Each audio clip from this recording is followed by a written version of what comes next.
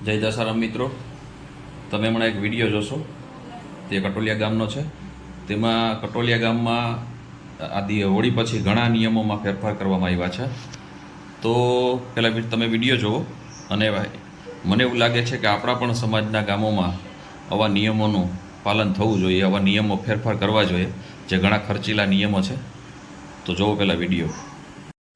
આ હોળી પછી પડવાના દિવસે કંટોલિયા ગામની અંદર ઘણા બધા નિયમોની અંદરમાં ફેરફાર કરવામાં આવ્યો છે. એની અંદર પહેલો નિયમ એવો છે કે રાંદલ માતાજી અને કંથા જેના ઘરે હોય એને વાળંદને કોઈએ નોતરા દઈ અને હગાવાલાને તેડાવવાના નહીં, અને બધાને જમણવાર પ્રથા બંધ રાખી દેવાની રહે. ત્યાર પછી પેડા ખવડાવવા માટે જે આપણે પેડાનો ઢારો હતો એ પણ આજથી બંધ કરી દેવામાં આવ્યો છે. અને એની અંદરમાં પેડા વખતે જે જમણવાર હાલતો હતો એ જમણવાર આજથી બંધ કરી દેવાનું, અને વારંદ દ્વારા કેવડાવવામાં આવશે નહીં કે પેડા ખાવા આવવાનું છે.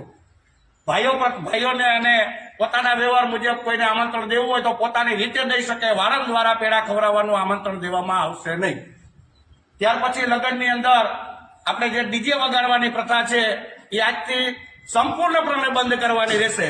એની અંદરમાં કોઈ પણ પ્રકારનો દંડ કે એવું નહીં, પણ કોઈએ આ ધારા પ્રમાણેનો પૂરેપૂરો અમલ કરી અને કોઈએ ગામની અંદરમાં ડીજે વગાડવાના નથી.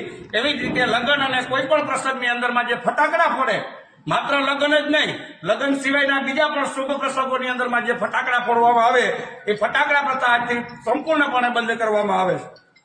ત્યાર પછી આપણે જે લગ્ન ગાળાની સિઝન હોય કે શુભ પ્રસંગની અંદરમાં ઢોલીને તેડાવતા હોય અને ઢોલી ઉપર આપણે જે ઘોર કરીએ એ ઘોર પ્રથા આજથી બંધ કરવાની છે. લગ્નની અંદરમાં ઢોલીને જે કંઈ દેવું હોય એ ઘરઘણી પોતાની રીતે ઢોલીને પોતાની શક્તિ મુજબ દઈ દેશે, પણ બજારની અંદરમાં કે કોઈ પણ જગ્યાએ ઢોલ ઉપર પૈસા ઉડાડવાની સખત મનાય છે.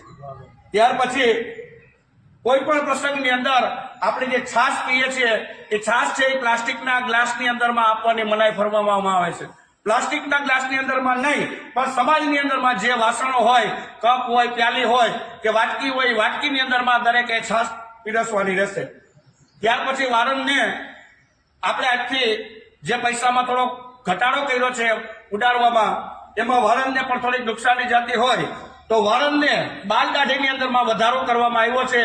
જે વાળંદને વાળ કપાવવાના 50 રૂપિયા ઠેરવવામાં આવ્યા અને દાઢી કરાવવાના 30 રૂપિયા ઠેરવવામાં આવ્યા, અને બાલ અને દાઢી જો સાથે કરાવવામાં આવે તો 80 રૂપિયા દેવામાં આવશે. આ નિયમ આજે બન્યા છે એનું ચુસ્તપણે બધાને પાલન કરવાનું છે. ગામની એકતા ન તૂટે, ગામની અંદરમાં કોઈ ખોટો વિખવાદ ઉભો ના થાય, એટલા માટે દરેક ગ્રામજનોએ આ બધા જ નિયમોનું ચુસ્તપણે પાલન કરવું. બોલો શ્રી દ્વારિકા.